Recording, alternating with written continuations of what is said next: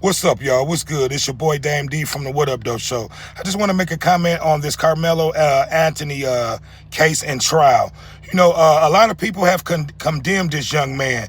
I thought we were innocent until proven guilty.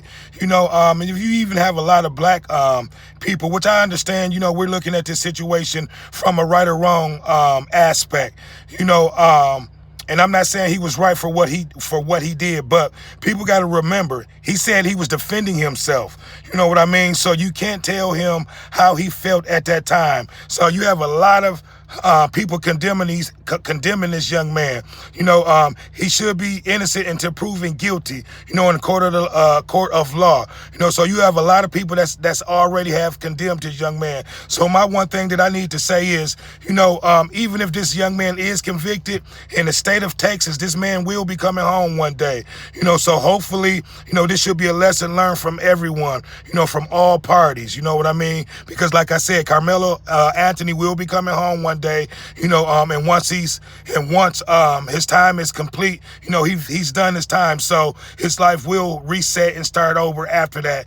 Hopefully he'll be able to pick up and left off from where it started from. So, a lot of people are just trying to make it seem like this young man's life is over with. It's not. He will be coming home and he will be able to start his life over with, and hopefully, he'll still be able to have a successful life. You know what I mean? And like I said, the black community has plenty of sympathy for the Austin Metcalf family. It's the mainstream media, and I'm just going to be honest, and a lot of white bloggers that's trying to put the narrative out here that us, the black community, don't have sympathy for the Austin Metcalf family. And that's totally not true. We have very much sympathy, for his family, because not only that, we've seen a lot of our people, go unjustly in these court system, and watch a lot of our people be murdered, and not once did we complain about money being raised or anything.